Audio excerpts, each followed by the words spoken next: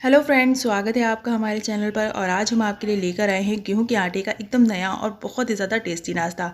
इस नाश्ते को जब आप एक बार बनाकर खाएंगे तो समोसे पेटीज़ खाना भी भूल जाएंगे। खाने में बहुत ही ज़्यादा क्रिस्पी और टेस्टी बनता है। तो चलिए फ्रेंड, बिना किसी देरी के फटाफट से इस नाश्ते को बनाना स्टार्ट करते हैं। लेकिन उससे पहले दोस्तों, अगर आप इस चैनल पर नए हैं और अभी तक हमारे चैनल को सब्सक्राइब नहीं किया है तो फटाफट से सब्सक्राइब कर लें।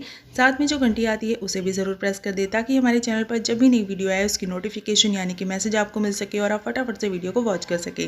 तो चलिए फ्रेंड, बिना किसी देरी के फटाफट से इस नाश्ते को बनाना स्टार्ट करते हैं। तो फ्रेंड, इस नाश्ते को बनाने के लिए सबसे पहले हम आटा लगाएंगे। तो आटा लगाने के लिए हम यहाँ पर ले रहे हैं 2 कप जितना गेहूं का आटा। इसे हमने अच्छे से छान कर लिया है। तो अब इस आटे में हम डालेंगे स्वाद अनुसार नमक, और इसके साथ ही हम इसमें डालेंगे 1/4 चम्मच जितनी अजवाइन। अजवाइन को हाथों में इस तरह से क्रश करके डालेंगे। इसके साथ ही हम इसमें डाल देंगे 1 छोटा चम्मच के करीब देसी घी, और इन सभी चीज़ों को हम आपस में अच्छे से मिक्स कर लेंगे। तो देसी घी डालने से हमारा जो नाश्ता है उसके अंदर बहुत ही अच्छी सी क्रिस्पनेस आती है। तो देखिए, हमने आटे को अच्छे से मिक्स कर लिया है। तो अब हम इसमें धीरे धीरे करके पानी डालेंगे और इस आटे को हम लगा लेंगे। तो धीरे धीरे करके पानी डालिएगा, क्योंकि हमारा जो आटा होगा वो बहुत ज़्यादा सॉफ्ट भी नहीं होगा और बहुत ज़्यादा हार्ड भी नहीं होगा। तो जैसे हम नॉर्मल चपाती का आटा लगाते हैं उससे थोड़ा सा ये हार्ड आटा लगेगा। तो बस धीरे धीरे पानी डालते जाएंगे और अपने आटे को हम अच्छे से बांध लेंगे। और बांधने के बाद हम इसे 1 से 2 मिनट के लिए अच्छे से मसल कर चिकना कर लेंगे।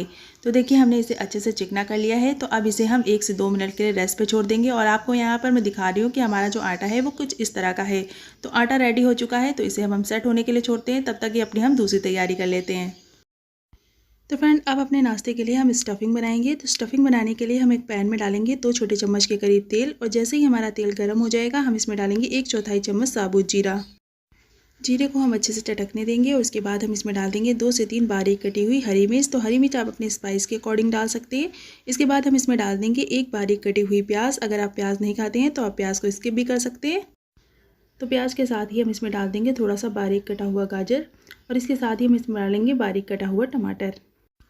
तो टमाटर आप बहुत ज़्यादा मत डालिएगा, बस एक टमाटर ही काफ़ी है। तो अब इसके बाद हम इसमें डाल देंगे थोड़ी सी बारीक कटी हुई शिमला मिर्च। और इन सभी चीज़ों को हम 1 से 2 मिनट के लिए अच्छे से कुक कर लेंगे।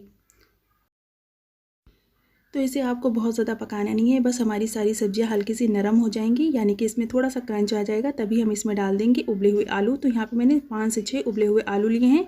तो ये मीडियम साइज़ के आलू हैं। तो आलूओं को हमने इस तरह से थोड़ा थोड़ा मैश कर लिया था। तो अब इन सभी चीज़ों को हम अच्छे से मिक्स करके 1 से 2 मिनट के लिए अच्छे से भून लेंगे।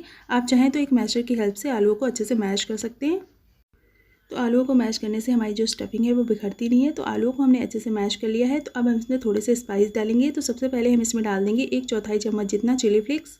अगर आप बहुत ज़्यादा स्पाइसी नहीं खाते हैं तो आप चिली फ्लेक्स को स्किप भी कर सकते हैं। तो अब हम इसमें डाल देंगे 1/4 चम्मच जितना हल्दी पाउडर। और हल्दी पाउडर डालने के बाद आधा छोटा चम्मच हम इसमें डाल देंगे अमचूर पाउडर। इसके बाद हम इसमें डाल देंगे 1 चम्मच के करीब पाव भाजी मसाला। इससे हमारी स्टफिंग का जो टेस्ट होता है वो बहुत ही ज़्यादा इन्हेंस हो जाता है। अगर आपके पास हो तो ज़रूर डालिएगा। इसके साथ ही हम इसमें डालेंगे स्वाद अनुसार नमक। और इन सभी मसालों को हम 1 से 2 मिनट के लिए अच्छे से स्टफिंग में पका लेंगे। तो जब तक हमारी स्टफिंग अच्छे से भुन नहीं जाती और हमारे मसाले अच्छे से पक नहीं जाते, तब तक ही अपनी स्टफिंग को हम भून लेंगे।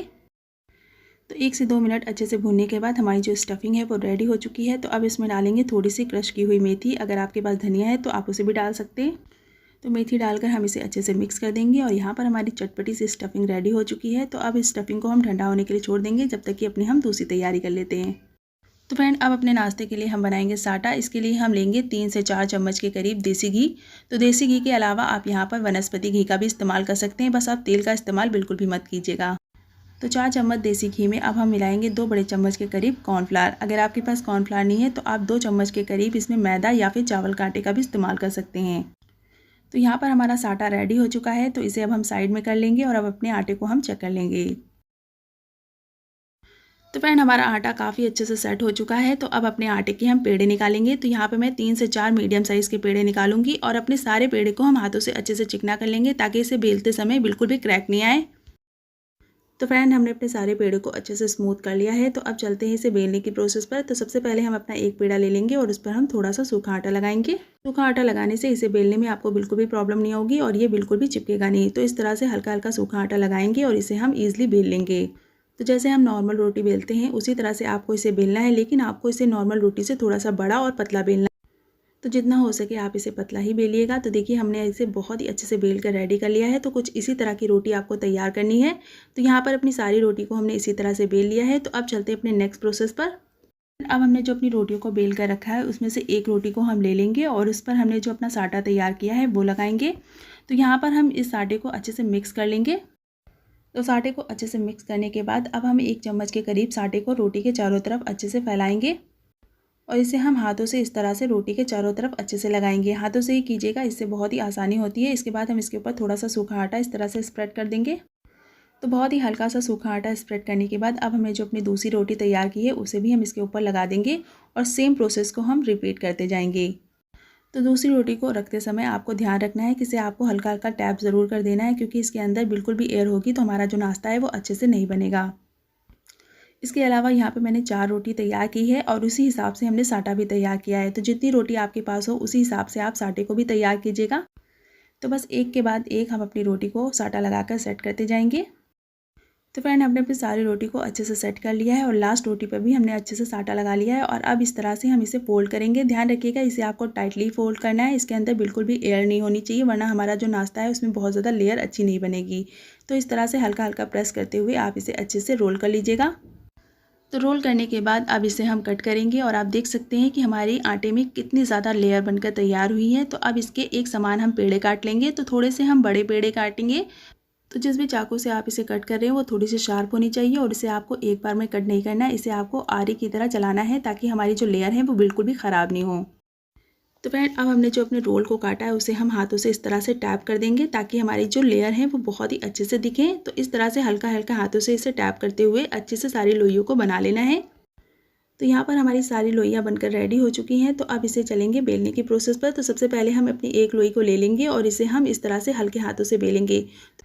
तो बस इसे आपको 1 से 2 बार ही अच्छे से बेलना है और हल्का सा बड़ा कर लेना है। बहुत ज़्यादा पतला आपको इसे नहीं करना है। और अब हमने जो अपनी स्टफिंग तैयार की थी उसे हम 1 से 2 चम्मच के करीब स्टफिंग इस तरह से इसके बीचों बीच में रखेंगे और इसे हम अच्छे से पैक कर देंगे। तो इसे आपको हल्के हाथों से अच्छे से पैक करना है। तो देखिए, जैसे हम पराठा वगैरह बनाते हैं सेम उसी तरह से आपको इसे पैक करना है और इस तरह से आपको इसके ऊपर जो एक्स्ट्रा आटा है उसे निकाल देना है। तो यहाँ पर हमारा पहला नाश्ता बनकर रेडी हो चुका है। तो इसे हम हल्का सा टैप कर देंगे। तो देखिए, हमारा पहला नाश्ता बनकर रेडी हो चुका है। इसी तरह से अपने सारे नाश्ते को हम बना लेंगे। तो फ्रेंड, हमने अपने सारे नाश्ते को अच्छे से फिल कर लिया है और आप देख सकते हैं कि हमारा जो नाश्ता है वो बिल्कुल भी क्रैक नहीं हुआ है। तो इसी तरह से आपको अपने सारे नाश्ते को बनाना है। तो आप चलते हैं इसे फ्राई करने की प्रोसेस पर। तो इसे फ्राई करने के लिए आपको तेल को बहुत ज़्यादा गर्म नहीं करना है, बस मीडियम फ्लेम पर आपको तेल को हल्का सा गर्म करना है और एक एक करके अपने नाश्ते को तेल में डाल देना है। तो ध्यान रखिएगा दोस्तों कि आपको तेल को बहुत ज़्यादा गर्म नहीं करना है, मीडियम फ्लेम पर ही हम अपने नाश्ते को फ्राई करेंगे।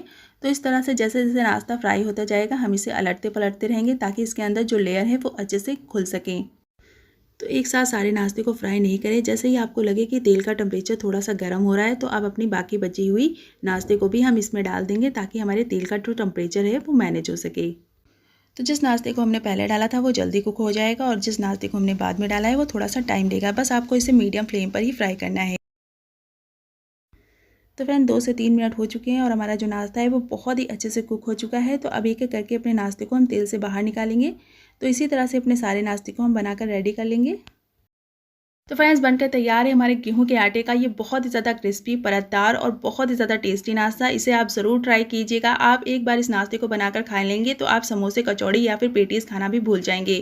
तो ज़रूर से ट्राई कीजिएगा और हमें कमेंट में बताइएगा कि आपको हमारी आज की रेसिपी कैसी लगी। तो चलिए फ्रेंड, मैं आपको इसे तोड़कर भी दिखा देती हूँ। तो देखा फ्रेंड्स, ये कितना ज़्यादा क्रिस्पी है। आई होप आपको हमारी आज की वीडियो पसंद आई हो। वीडियो पसंद आई है तो वीडियो को लाइक और चैनल को सब्सक्राइब जरूर कीजिएगा और ज़्यादा से ज़्यादा दोस्तों में इस वीडियो को शेयर कीजिएगा। मिलते हैं नेक्स्ट वीडियो में ऐसी ही नई मज़ेदार रेसिपीज़ के साथ। तब तक के लिए अपना ख्याल रखिए। Bye bye and take care and thank you for watching.